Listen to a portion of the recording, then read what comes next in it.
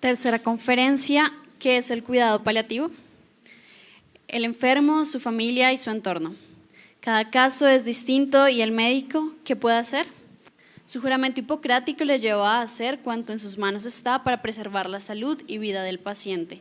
Pero en muchas circunstancias es este quien le pide que ponga fin a aquellos suspiros incesantes que irrumpen el silencio de la noche, impidiendo incluso su descanso. A veces es lo incesante del dolor lo que lleva al paciente al desespero.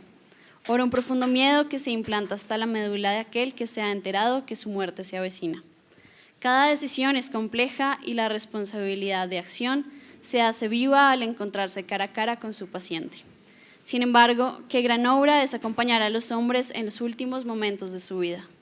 Recibamos al doctor Juan Rafael López, quien es médico cirujano de la Universidad Nacional de Colombia, especialista y magíster en Medicina del Dolor y Cuidados Paliativos de la Universidad del Salvador en Buenos Aires, Argentina, y del Colegio Mayor, Universidad del Rosario. Muy agradecido por la invitación. Muchas gracias a Choose Life, a la Universidad, a Theotokos, por tenernos en cuenta para este evento tanto académico como de generar inquietudes y pensamientos nuevos. Les confieso algo, yo recibí la resolución de la eutanasia como especialista cuando trabajaba en MEDERI a través del Ministerio de Salud porque tenía muchos vacíos, pues más de los que tiene, creo, por lo que acabaron de explicar. ¿Sí? Y tuvimos la oportunidad de revisar y ver y nos dimos cuenta de que a nosotros los de cuidado paliativo no nos tenían en cuenta para absolutamente nada cuando se hizo esa resolución. ¿Sí? Se le ofrecía la eutanasia a los pacientes, pero no se le ofrecía absolutamente nada de manejo de dolor y cuidado paliativo. Eso no se hacía y no estaba en la resolución. Nosotros la revisamos en enero más o menos y eso salió como en mayo, junio de ese año. ¿Sí? Entonces, pues lo importante acá son los seres humanos, los pacientes, como decía la doctora Nubia, y como pues nos acaban de esbozar a nivel legal. El doctor Henry Knowles Becker fue uno que dio esta frase que dice que el dolor total es el más urgente de todos los síntomas. Ahorita el doctor hablaba de la parte derecha, el doctor Juan Carlos, del dolor, cómo dignifica al ser humano. Nosotros con el doctor Garzón somos especialistas en dolor, ¿sí? Y les voy a tratar de mostrar que el dolor es más allá de lo que podemos creer, ¿sí? Entonces, la historia del dolor empezó con una mujer, Cecily Saunders, ¿sí? Con esta teoría de dolor total. Cecily Saunders era una trabajadora social en Inglaterra. Ella se inmiscuía mucho con los pacientes por su labor de trabajo social, entonces estaba muy pendiente de ellos, iba más allá de lo que muchas veces los médicos queremos que hagan por nuestros pacientes. Entonces nosotros los médicos somos la embarrada, ¿sí? Y aquí voy a decir algo que siempre digo, el MD es Medical Doctor, no medio Dios ni más que Dios, y algunos de nuestros colegas se lo creen, ¿sí? Entonces minimizaban el trabajo de Saunders, entonces estudió enfermería. Y siendo enfermera tuvo una lesión de espalda que no le permitió seguir manejando pacientes y este tipo de cosas. Entonces era trabajadora social y era enfermera. Y aún así los médicos seguíamos fregándole la vida a ella y no la dejábamos hacer su trabajo, estudió medicina. Ya cuando se puso a la par de los colegas de los MDs, dijo pues ahora sí déjenme hacer algo por los pacientes, ¿sí? Y ella fue la que empezó a ver que el dolor iba más allá de lo que uno como médico puede percibir, ¿sí? Y eso lo vio hacia los 60, 70. La primera vez que utilizó la palabra dolor total fue en 1967. Dijo esto es algo importante y muchas veces los que nos dedicamos a dolor y cuidado paliativo fuimos el resultado de los pacientes que nadie quiere ver. Entonces no le puedo hacer quimio, de malas, no lo puedo operar, de malas, no le puedo dar nada, de malas. Y en un tiempo se llamaba el garbage o la basura de la medicina. Nadie quería ver esos pacientes en situaciones terminales, a los que no les podíamos ofrecer supuestamente nada, ¿sí? Entonces ella empezó a ver este tipo de cosas y a ver que de esto se ha hablado, ¿sí? Tanto en la primera charla como en la segunda, la parte de sufrimiento, ¿sí? Y esto nunca se tuvo en cuenta en medicina, ¿sí? En medicina nosotros hablamos de cosas aparentemente que son tangibles, ¿sí? A pesar de que no es una ciencia exacta, yo digo siempre 1 más 1 en medicina nunca da 2, ¿sí? Hay cosas que medimos con números, con estadísticas, con epidemiología y este tipo de cosas, pero nunca medimos ni sufrimiento ni este tipo de situaciones a las que nos vemos abocados todos los seres humanos. Porque algo que yo también digo en las clases es, buenos días precadáveres. Levante la mano aquí el que no se va a morir, ¿cierto?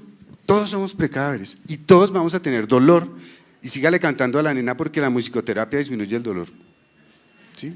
Hay trabajos de eso, ¿sí? Entonces, dentro de esto, que ella definió dolor total, hablamos de un dolor físico, un dolor social, un dolor emocional y un dolor espiritual, ¿sí? Y a eso nos vemos abocados todos los seres humanos, ¿sí? Eso es el dolor total. Entonces, les pongo un ejemplo. Niña de 25 años, cabeza de familia, 2 niños, cáncer de mama, metastásico a hueso, a pulmón, a hígado, a la mesa de noche, a las chancletas, a las gafas, a todo lado. ¿Qué piensa una niña de 25 años que tiene 2 niños en ese momento? ¿Sí? Cuando yo como médico primero le digo mal las cosas porque no nos enseñan a hablar, no nos enseñan a comunicarnos, ¿sí? Y yo me le tiro la vida en 2 segundos a una persona cuando le doy una mala noticia, ¿sí?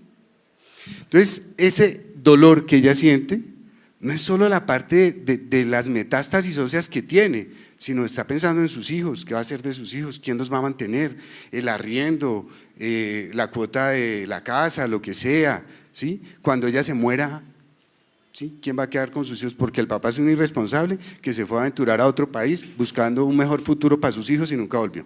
Esa es la historia de nuestra realidad, ¿sí? Y nosotros los médicos a veces no vamos más allá del término clínico, ¿sí? Y eso es lo que vemos nosotros todos los días, ¿sí? El dolor físico, el dolor psicológico, el dolor espiritual, ¿sí? Espiritualidad es diferente a religiosidad, ¿sí? Yo puedo ser muy espiritual sin ser religioso, o puedo ser muy religioso sin ser nada espiritual, ¿sí? Son cosas totalmente diferentes, ¿sí? Y el dolor social, entonces es lo que estamos, la pérdida de rol de ella como mamá, como cabeza de familia, el enojo con Dios, Alá, Mahoma, Buda, con quien sea, ¿por qué a mí o no? ¿Para qué a mí? Oiga, yo soy buena persona, pero ¿qué pasó aquí? ¿Sí? ¿Por qué me la montó a mí, por decirlo de alguna manera? ¿Sí? Eso le pasa a los seres humanos. La suma de todo eso se llama dolor total y es la base de la creación de lo que es dolor y cuidado paliativo, ¿sí? Esta es una pintura de Holder viendo a Valentine. Valentine era su esposa, era una mujer muy bella, era un pintor y él le causó tanto dolor ver cómo moría su esposa, que tiene muchas pinturas de Valentine cuando está agonizando, ¿sí? Tenía pinturas de ella cuando era joven, bella, hermosa, y también hizo pinturas de cuando ella falleció, ¿sí? Y algo que mencionaba la doctora Nubia es el amor, en el cuidado, que eso da dignidad, ¿cierto? Eso fue lo que aprendí yo ahorita en bioética. Yo tuve un esbozo de bioética apenas de 6 meses cuando estaba estudiando, pero eso no es nada cuando uno tiene que hacer un máster o un posgrado en eso, ¿sí? Entonces el dolor total es la base del cuidado paliativo como tal, ¿sí? Nosotros al principio éramos como bichos raros en medicina, ¿sí? Yo me sentía así cuando yo regresé a Colombia y yo, oiga, venga, es importante el paciente que está muriendo, oiga, y nadie me creía, el profe Hernández, venga, yo a usted lo necesito, es un viejo de avanzada, el tipo es brillante, es mi mentor, es mi papá en esto, ¿sí? Y él fue el que me dio la oportunidad de empezar a hablar de estas cosas y empezar a educar, ¿sí? Entonces, la realidad del cuidado paliativo es que viene a tratar de mejorar o de subsanar, ¿sí? Todas estas cosas, ¿sí? Lo único que tenemos fijo en la vida es la muerte, ¿sí? ¿Sí? Y eso nosotros los médicos no lo entendemos, ¿sí? Por aquí decían que nos forman para salvar, ¿sí? Pero también cuando yo salvo, tengo que ver la decisión que voy a tomar, ¿sí? Qué tan pertinente es que yo reanime al paciente o que siga el curso de su enfermedad, ¿sí? No es fácil, ¿sí? Y aquí vamos a hablar ahorita un poco más adelante acerca de algo de leyes y derechos. Kubler-Ross, esta es otra vieja berraca, ¿sí? Cecily Saunders y Kubler-Ross, ¿sí? Yo hay un libro que adoro que se llama La Rueda de la Vida para que lo lean. Yo se lo pongo a leer a mis pacientes, los residentes tienen que leerlo. He hecho 2 cafelibros, o hacía cafelibros en Medellín donde trabajaba, ahora estoy en el Hospital Universitario Nacional y vamos a empezar a hacer eso, hago cineforos para cuando ya los instauremos les comentaré. En Medellín se siguen haciendo, ¿sí? Ese fue un legado que dejamos allá, 4 años con temas específicos de humanización y de dolor y cuidado paliativo. Entonces Kubler-Ross fue la médica, era suiza, ¿sí? psiquiatra, se nacionalizó en Estados Unidos y fue la primera persona siendo médica que se interesó por la muerte. Estudió 20.000 pacientes que murieron clínicamente, es decir, quedaron 0-0 y revivieron. Entonces empezó a preguntarles a ellos, venga, ¿usted qué vio por allá? ¿Cómo le fue? Cuente a ver, ¿sí? Y ella empezó a darse cuenta que hay cosas que todos decían muy parecido, ¿sí? Entonces hablaban de luz, hablaban de calor, hablaban de colores, de tranquilidad, de que había personas que habían fallecido, seres queridos que los esperaban, ese tipo de cosas. En anestesia se explica eso de alguna manera, ¿cierto? No, que era la hipoxia, no, que no sé qué, que sí se más, bueno. Pero pues esta mujer se encargó como de develar un poquito más eso y darle la importancia a la muerte que puede tener, ¿sí? Cuando el ser humano vive en cercanías de la muerte, la siente, la percibe con mayor ímpetu, adquiere conciencia de su carácter tan radical y desafiante, ¿sí? Entonces, hay muchas experiencias, además de que fueron experiencias cercanas a la muerte, hay experiencias, hay un efecto que se llama el efecto Sanders, ¿sí? Que era uno de los pacientes que estaba en un avión, ¿se acuerdan? Cuando aterrizó en el Hudson, ¿sí? Entonces el man murió y volvió. ¿Sí? Cuando ustedes vieron que el avión iba a aterrizar, que hay una película muy buena que se llama Sully, con Tom Hanks, ¿cierto? Ese tipo después dio conferencias y dijo, mire, mi vida pasó en 2 minutos. Y desde ese momento el efecto Saunders es que él vive su vida de una manera intensa, ¿sí? El vaso de agua se lo goza, el tinto se lo goza, se goza a su esposa, se goza a sus hijos, ¿sí? Algo que no hacemos. Uno no se goza nada en la vida, ¿sí? Y la doctora lo decía al principio, hay que vivir con intensidad la vida, ¿sí? Hay que hacer eso, pero no lo hacemos, ¿sí? Y Saunders hizo eso porque estuvo de frente a la muerte y dijo, esta vaina es en serio, ¿sí? A nadie le preocupa la muerte, a ninguno de los seres humanos nos preocupa, ¿sí? Bueno, nosotros dentro de la medicina paliativa lo que hacemos es tratar de brindar confort y bienestar a los pacientes que son terminales, ¿sí? A los pacientes que, y adelante digo, y me voy a adelantar a esa diapositiva, los médicos tenemos la mala costumbre de decir no hay nada que hacer. Yo tengo prohibido eso, en mi servicio lo tenemos prohibido que lo diga un estudiante, un residente, otro especialista, siempre hay algo que hacer, siempre hay algo que hacer, ¿sí? Y algo claro que yo tengo es que yo trato pacientes, no trato enfermedades, ¿sí? Yo no trato paraclínicos, yo trato seres humanos. Y nosotros en Cuidado Paliativo estamos tratando de volver humana la medicina que se deshumanizó, ¿sí? Entre más supra, hiper, mega especialistas soy, pues menos me importa don José, eso es claro. Entonces mi especialidad es la uña del dedo meñique de la mano izquierda, es lo único que le voy a ver a José. De ahí para allá no me interesa a José como un ente o como un todo, no me interesa, ¿sí? Entonces eso es lo que ha hecho la medicina con tanta tecnología y tanta cosa. Hemos desmembrado básicamente eso. Entonces, ¿qué queremos hacer nosotros en cuidado paliativo? Voy a adelantarme un poquito. Hay varias definiciones de cuidado paliativo. Entonces está la definición de la Asociación Europea, donde dice, los cuidados paliativos afirman la vida y consideran la muerte como un proceso natural, ¿sí?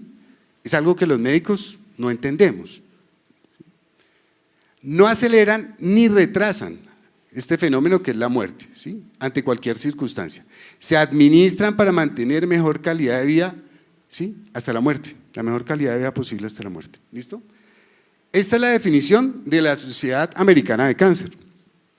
El cuidado paliativo es la atención que se brinda para mejorar la calidad de vida de los pacientes de una enfermedad grave o potencialmente mortal. La meta del cuidado paliativo es prevenir o tratar lo más rápidamente posible los síntomas de una enfermedad, los efectos secundarios del tratamiento y de la enfermedad y los problemas psicológicos, sociales, espirituales. Volvimos a lo de dolor total, ¿sí? Relacionados con una enfermedad o su tratamiento. También se llama cuidado alivio o cuidado médico al apoyo y tratamiento de síntomas, ¿sí? Y esta es la de la Organización Mundial de la Salud, que yo creí que no era politizada, pero me acaban de ilustrar que sí lo es, ¿sí? Entonces, son un modo de abordar la enfermedad avanzada e incurable que pretende mejorar la calidad de vida tanto de los pacientes que afrontan una enfermedad como de sus familias. Mire, hay otra cosa nueva ahí que no existía, ¿sí? Mediante la prevención, el alivio del sufrimiento a través de un diagnóstico precoz, una evaluación adecuada y oportuno tratamiento del dolor y otros problemas, ¿sí? Entonces ya vemos que cada vez se va adquiriendo un poco más de consistencia a esta definición, ya tiene en cuenta la familia, ¿sí? Y en dolor y cuidado paliativo, la unidad de tratamiento es paciente y familia, o paciente y cuidador. Hay muchas personas que no tienen familia, pero hay alguien que los cuida, que está pendiente de ellos también merecen ser tratados, porque ellos hacen parte, y generalmente los hacemos parte de todas las decisiones que tomamos como médicos, ¿sí? ¿Cuáles son los objetivos del cuidado paliativo? Aliviar el dolor y otros síntomas, ¿sí? Defienden la vida, somos vitalistas, pero contemplan la muerte como un proceso natural. El hecho de que yo defienda la vida no implica que no crea que la muerte existe, o que la muerte es algo natural y normal, eso lo tenemos claro, ¿sí? Pero nosotros los médicos, como nosotros no nos formamos para enfrentar la muerte, o para entender que la muerte es un proceso natural, sino que hay que salvar a toda costa, entonces es importante que empecemos a entender eso. Y no intentamos acelerar ni posponer el fallecimiento, incorporan los aspectos psicológicos, espirituales y biopsicosociales. Los seres humanos somos un ente biopsicosocial, ¿sí? Todos estamos aquí en una sociedad, ¿sí? En la preparación, en la universidad, en el trabajo, en cualquier parte. Y eso se tiene que tener en cuenta. Proporcionan un apoyo para ayudar a los pacientes a mantener hasta el fallecimiento, dentro de sus limitaciones, el mayor nivel de actividad. Esto es importante, ¿sí? Normalmente uno se levanta, se ducha, va al baño, hace sus necesidades, desayuna, ¿sí? Pero cuando uno es un paciente y es un paciente terminal, uno no puede hacer nada de eso. Entonces es muy berraco para uno que lo tengan que limpiar, que le tengan que cambiar el pañal, ¿sí? Que lo tengan que bañar en la cama, ¿sí? Usted está perdiendo su autonomía como ser humano, ¿sí? Y viene el pudor. ¿A quién le gusta que lo vean desnudo? Depende de la ocasión y con quién sea, ¿no? Pero a nadie, ¿cierto? ¿Sí? Si mi mamá está, ella prefiere que yo me salga, ¿sí? Y que le cambie el pañal a otra persona, porque yo lo veo. No, mijo, usted no me cambie el pañal, yo veo eso en mis pacientes. Entonces toca decirle a la enfermera, toca decirle a alguien, venga, porque le da pena con su hijo, ¿sí? Y eso hace parte del ser humano como tal, ¿sí? Ofrecen su ayuda a la familia y a lo largo del proceso de la enfermedad y luego del duelo. Esto es muy complicado, ¿sí? El cuidado paliativo debería ir hasta 6 meses de haber fallecido el paciente, pero pues la EPS no, si la ley no lo permite, entonces el que cotizaba era el que se murió, entonces grave. Yo he tenido casos así, entonces hasta que no hacen el traslado de que la viuda pueda quedar con la pensión del abuelo, ¿sí? Para poder seguir en salud, entonces queda 6 meses en el limbo, ¿sí? Sin recibir pensión, sin salud y sin nada. Trabajan en equipo para resolver en conjunto de necesidades del paciente y sus familias, incluido cuando es preciso el apoyo del duelo, y no solo pretenden mejorar la calidad de vida, sino que puedan influir también de manera positiva en el curso de la enfermedad. Es muy importante tener en cuenta que una clínica de dolor y cuidado paliativo no es una persona, somos un equipo interdisciplinario, entonces tiene que haber psicólogo, psiquiatra, trabajo social, especialistas en dolor, especialistas en cuidado paliativo, porque es la manera más adecuada en que podemos tratar nosotros a un paciente de una manera correcta. Se pueden aplicar de manera temprana en la evolución de la enfermedad asociados a otros tratamientos. Esto es importante y esto es algo que estamos intentando cambiar en medicina, ¿sí? Antes cuidado paliativo, no hay nada que hacer, vaya que le den morfina, ese era el concepto. Yo hice un trabajo de investigación, una encuesta online en el hospital. La contestaron 145 médicos de Mederi, ¿sí? Y yo les preguntaba qué saben de cuidado paliativo, ¿sí? Entonces hice 5 dominios, entonces conclusión, no saben nada. Y el cuidado paliativo es cuando está casi muriéndose, vaya a mirar qué le hacen, no, se puede empezar de manera temprana y considero yo, esa es una apreciación personal, desde el momento de que se le da el diagnóstico al paciente, nosotros deberíamos estar ahí, para intentar, ¿sí? Frenar ese shock, ¿sí? Con el cual podemos hacerle daño a un paciente dándole una mala noticia. Y aquí está este loco, ahorita está a la vuelta a España y tal, ¿no? Pero este man, independientemente del bonche que se armó, de la EPO y todas esas cosas, ustedes saben la historia de Lance Armstrong, ¿no? Entonces, este muñeco, el 2 de octubre del 96 salí de mi casa siendo una persona y cuando volviera diferente.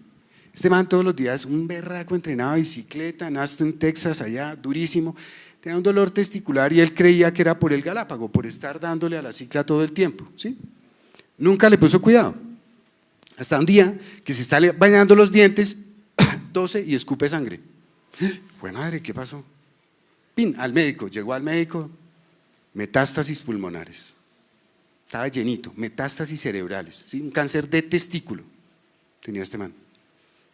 Quimioterapia, radioterapia, craneotomía, porque tenía metástasis cerebrales, le tuvieron que sacar allá un pedacito de cerebro con las metástasis, pulmón, y aún así se ganó 7 Tours de Francia. Hubiera hecho lo que hubiera hecho, para mí ese man es un berraco, es un héroe, porque el cáncer de testículo es de lo más agresivo que hay en pacientes jóvenes, supremamente agresivo. Yo he tenido niños de 24 años que se han muerto de esa vaina, ¿sí?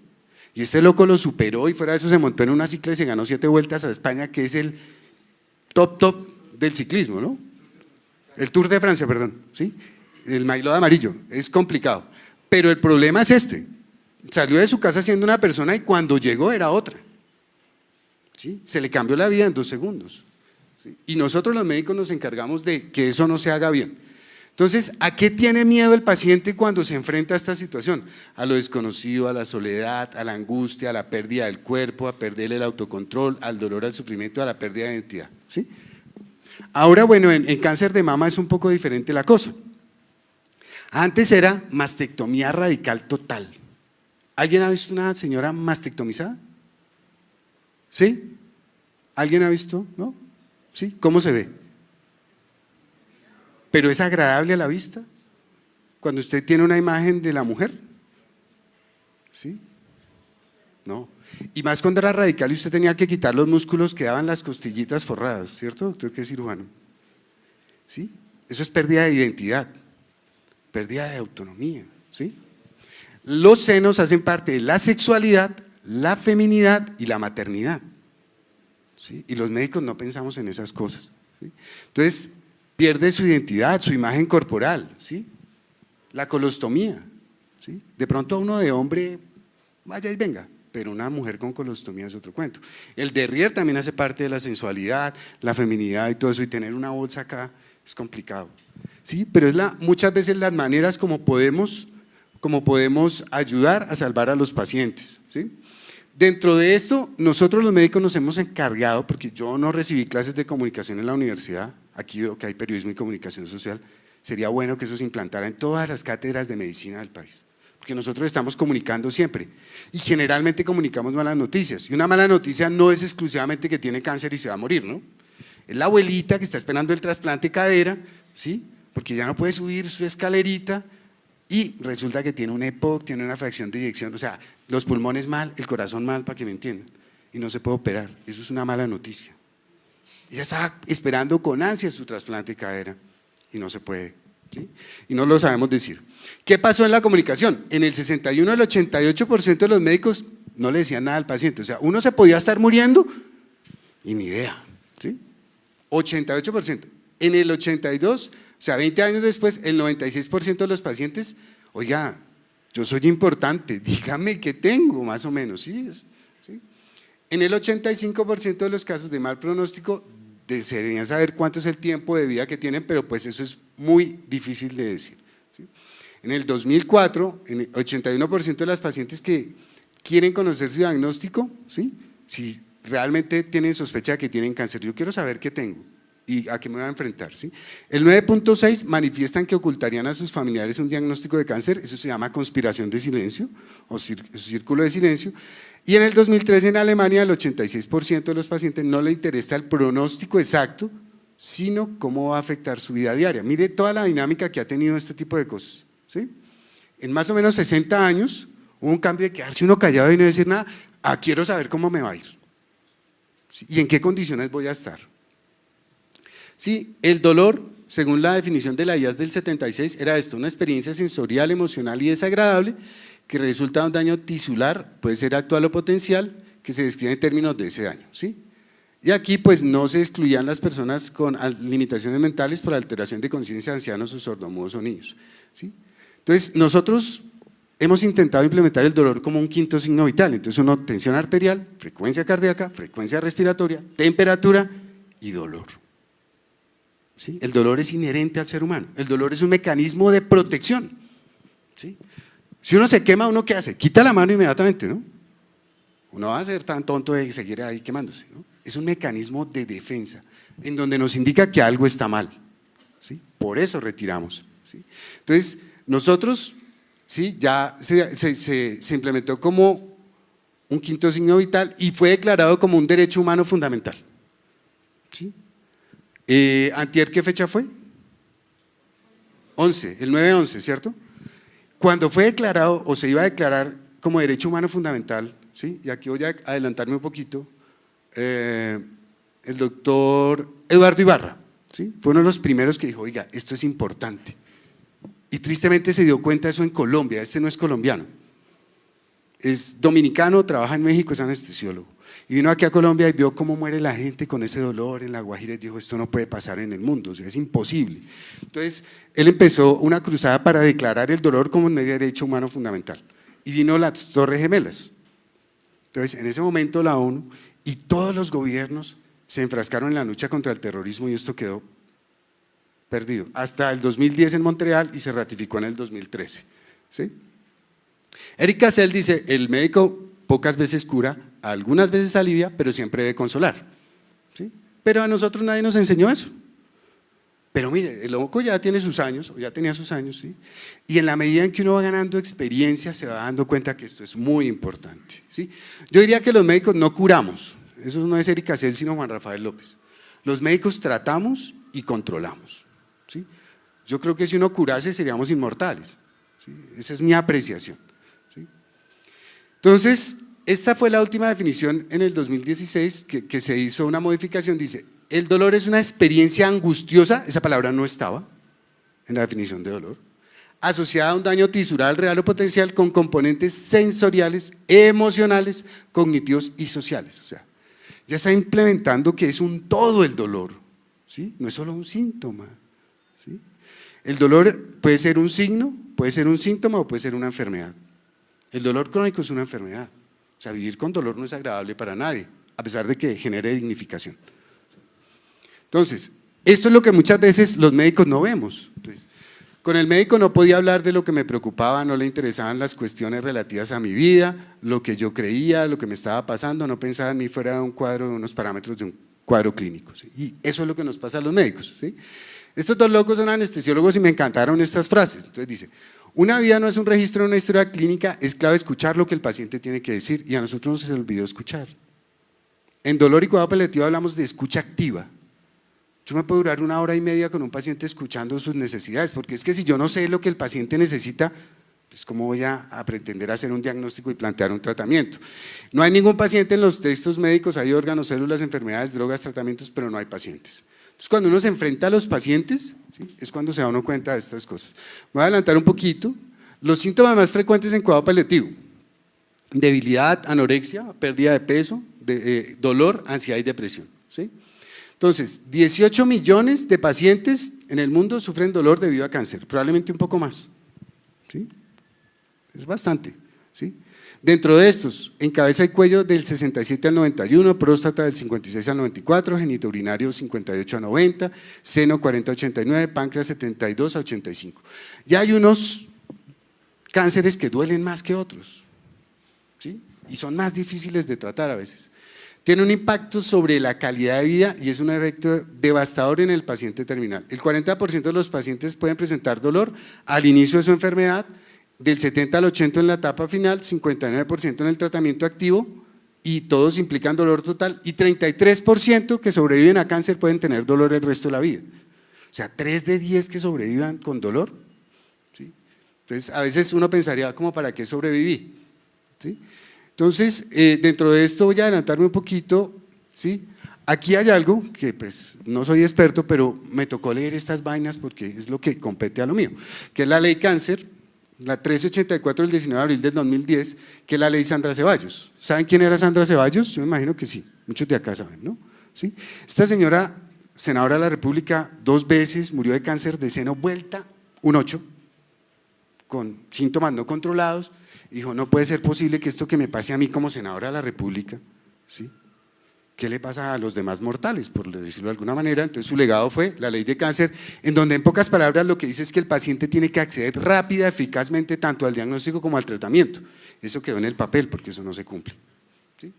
Viene la ley de cuidado paliativo, ¿sí? La ley 1733 del 8 de septiembre del 2014, que es la ley Consuelo Davis, no sé si la conocían, me imagino que algunos sí, ¿sí? es algo muy importante. Consuelo Davis era la esposa del magistrado Jaime Arrubla, ¿sí? Ella duró en coma 15 años por un accidente de tránsito, una fractura de cráneo, hizo una sepsis, y nos falta una cosa al final, ¿no? Creo que me voy a robar un poco más de tiempo que el doctor. ¿Sí? Esos 15 años para ella fueron tenaces, porque su hija que iba con ella en el vehículo cuando se accidentó tenía 3 años.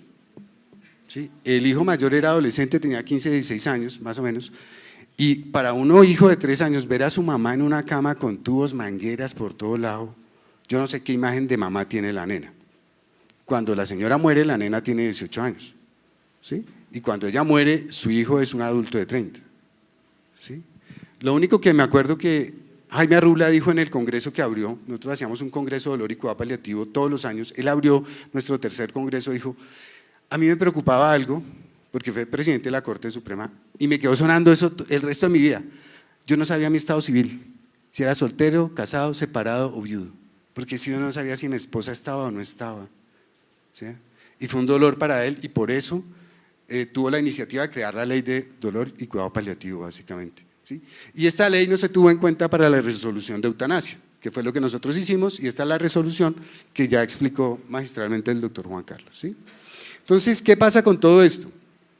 Sí, vamos a definir algunas cosas. ¿Qué es una enfermedad avanzada? Es una enfermedad en donde ya realmente nosotros como médicos no podemos ofrecerle al paciente un bienestar adecuado para controlar la enfermedad. Vuelvo y digo, es controlar y tratar, no curar, ¿sí? La hipertensión no se cura, la diabetes no se cura, se controla. Si yo no me tomo el antihipertensivo, me da una ACV, hago una trombosis, ¿sí? O la diabetes, termino sin piernas si no la controlo, este tipo de cosas, ¿sí? Entonces, eso es una enfermedad avanzada. Una enfermedad terminal es una enfermedad que pues sigo dudando que es incurable, irreversible y con un pronóstico de vida limitado a meses o semanas, pero pues ahí me quedan dudas. Antes la CEPAL, que es la Sociedad Española de Cuidado Paliativo, hablaba de 3 a 6 meses, ya habla de un tiempo límite, no podemos dar cifras exactas, ¿sí? Yo tengo pacientes que han llegado a mi consultorio con un mes de vida. Hernando Cita Cañón, un cáncer de esófago terminal, le pusimos un stent, tocó gastrostomía, unas cosas ahí, yo viendo los 7 años. Y el man llegó con un mes de vida, ¿sí? Tiene un defecto el hombre, es hincha Santa Fe, ¿sí? Eso sí no se lo pudimos cambiar, pero pues nada, ¿sí? Síntoma refractario, esto viene a lo que nosotros realmente hacemos en cuidado paliativo, ¿sí? Los síntomas refractarios son los síntomas que yo, con las 2 cosas que sé, he intentado controlar y no pude, ¿sí? Entonces, además de eso, llamo a otros colegas que son más expertos en el tema y les digo, venga, ¿qué puedo hacer acá? ¿Cómo puedo ayudarle a controlar este síntoma? Y nos reunimos muchas veces varios y hasta aquí llegó, no pudimos. Eso se llama un síntoma refractario. Un síntoma difícil es cuando yo me reúno con otros y encuentro una salida para controlar ese síntoma, ¿sí? Como una vez nos tocó con un oncólogo, ortopedista oncólogo, porque el señor tenía una metástasis tenaz severa, radioterapia no sirvió, quimioterapia no sirvió, bloqueos no servían, entonces venga, y si lo operamos, se le quitó el tumor y el dolor mejoró en un 60%, ¿sí? Entonces fue un síntoma difícil, pero se pudo manejar. Pero si ya el oncólogo me dice, oiga hermano, es que si lo opero no va a servir de nada porque entonces ya es un síntoma refractario, ¿listo? ¿Quedó claro eso? Listo. Entonces, ¿qué nosotros hacemos?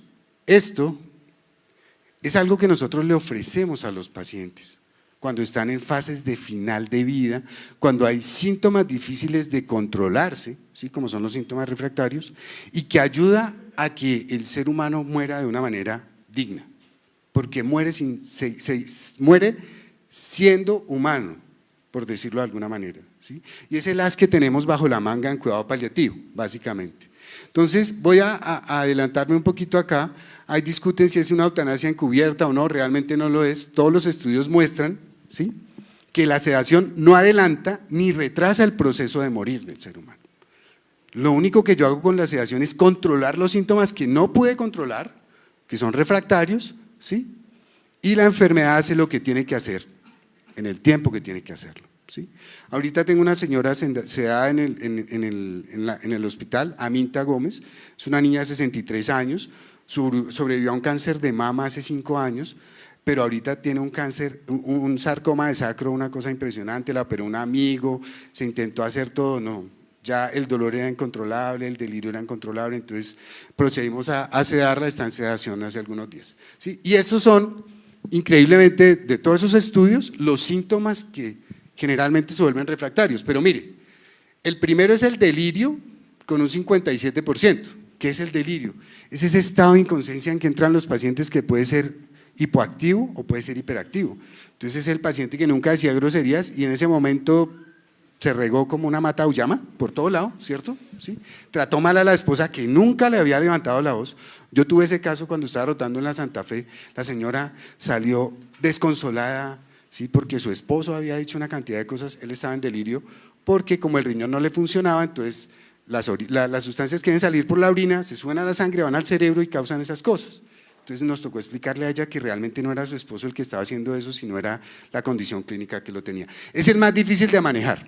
¿Sí? Entonces nosotros buscamos cuál es la causa del delirio, la infección, el dolor, los electrolitos, ¿sí? Los medicamentos, que no orina, que el hígado, cualquier cosa. ¿Sí? La disnea, que es la dificultad para respirar, les doy un ejemplo. Todos se han ido a nadar a alguna parte, ¿verdad? La disnea es como si uno se mete al agua, se tapa la nariz y otro le tiene la cabeza y no lo deja salir. Eso es lo que siente el paciente con disnea, un desespero, un ahogo, una cosa impresionante. ¿Sí? Es como la mejor manera que he podido intentar explicar. ¿Sí? 23%, el dolor 16%, es decir que el dolor lo podemos controlar de una manera adecuada. ¿Sí? Es el tercer síntoma refractario por excelencia y hay otros síntomas. ¿Cuál es el objetivo de lo que nosotros hacemos en la sedación paliativa entonces? ¿Sí? Alivio del síntoma de un nivel tolerable de sufrimiento. ¿Sí? Objetivos relativos, sedación, disminución de conciencia, bienestar del paciente y de la familia y una comunicación factible. Yo siempre que tengo un paciente en sedación le digo a la familia, háblele, dígale, despídase, pídale perdón. ¿Sí? Con Amita ha pasado eso, el esposo fue una porquería con ella, pero ella era más el amor que le tenía al esposo que el amor propio, por eso le dio 2 veces cáncer. El cáncer es para que uno aprenda a amarse, ¿sí? Que uno aprenda a respetarse, a quererse, ¿sí? A preocuparse por sí. Eso es lo que yo he visto en el trayecto de lo que llevo ejerciendo. ¿Sí? Entonces, él llegó allá, pero no le pidió perdón a Minta. Y a Minta todavía está ahí. Yo hablé con el hijo, me dijo, no, mi papá no le dijo nada. Están separados hace muchos años, pero el Señor fue terrible con ellos. ¿Sí? Y objetivos no deseables, que puede llegar a morir, desnutrirse o deshidratación. Aunque aquí la muerte, ya les digo, es consecuencia del proceso de la enfermedad como tal. ¿Qué diferencia hay entre sedación y eutanasia? ¿Sí? Que es como entonces, la intención en la sedación es aliviar el sufrimiento intolerable, ¿sí? Es controlar el síntoma que no puede controlar, ¿sí? El fármaco que yo uso, ¿sí? Lo uso es para dormir al paciente, para que esté en inconsciencia, ¿sí? Y el resultado es el alivio y el control del síntoma del paciente. En la eutanasia lo que yo busco es eliminar la vida. Puede ser el mismo fármaco, pero lo pongo en dosis letales, ¿sí? Y esto da muerte inmediata. De hecho, hay un protocolo de eutanasia, ustedes pueden entrar a la página del ministerio, ¿sí? Está el protocolo y dice qué medicamentos se usan, en qué dosis, cómo se hace, ¿sí? Porque supuestamente todos los médicos debemos estar en capacidad de hacerla o de ejercerla, ¿sí? Así sea un homicidio. Supuestamente, pero a mí nadie me enseñó a hacer eutanasia cuando estudié, nadie me enseñó a hablar tampoco, nadie me enseñó a lo que es cuidado paliativo de dolor. Entonces, la sedación paliativa implica para el enfermo una decisión de un profundo significado antropológico. Por eso digo, cuando yo hago eutanasia, y yo he tenido pacientes que me han solicitado eutanasia, muchas veces, me llegan, no doctor, y cuando le controlo los síntomas le pregunto, ¿qué hubo? ¿Quiere eutanasia? Ya no. Ah, bueno. Y cualquier cantidad. ¿Sí? Y cuando las solicitudes que me hicieron solo 4, de las 4 solo se llevó a cabo una y nosotros no la hicimos, tocó trasladar al paciente y esas toca reportarlas al ministerio. ¿Sí? Entonces a mí me tocó responder muchas veces al ministerio, ¿sí? Porque toca hacer un comité de bioética, como estaba la doctora, tenemos que reunirnos, pares evaluadores, es decir, otro especialista en cuidado paliativo tiene que ir al paciente, tiene que verlo el psiquiatra, decir usted si está bien o está mal para tomar la decisión, ese tipo de cosas. ¿Sí? Entonces, nosotros en la sedación, ¿sí? Hay algo importante de eso y es que cuando yo decido sedar a un paciente es porque yo espero que él haya cerrado todos sus ciclos y todas sus cosas y haya tomado decisiones. ¿Sí? Es importante que el paciente sepa lo que tiene porque sabiendo lo que tiene puede tomar decisiones y puede tomar decisiones adecuadas. ¿Sí? Pero pues nosotros cometíamos el error de no contarles.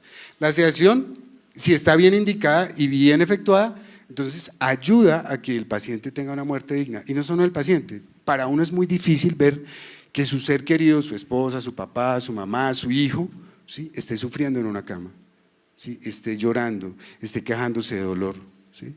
Si yo puedo mitigar eso, también estoy ayudando a la familia, porque la unidad de tratamiento, recuerden, es paciente y familia. Entonces el objetivo es aliviar el síntoma y el sufrimiento.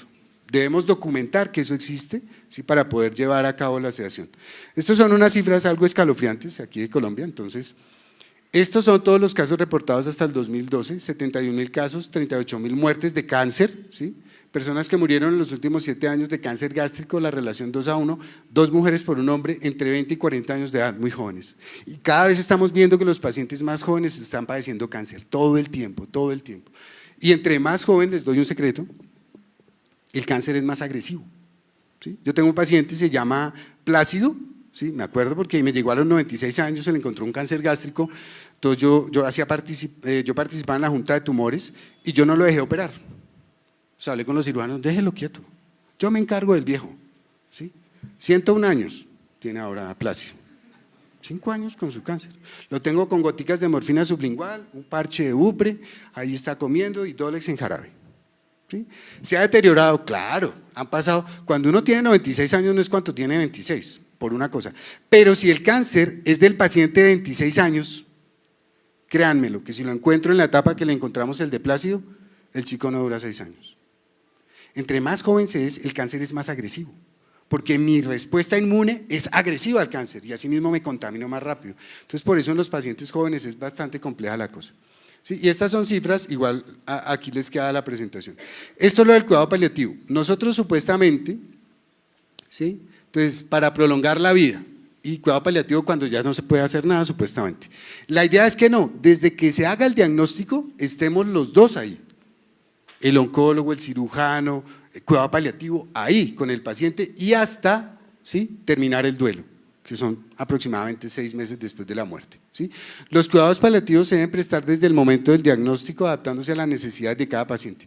Cada paciente es un ser humano, es único, es individual y tiene sus propias necesidades, ¿sí?, y su propia calidad de vida, ¿sí?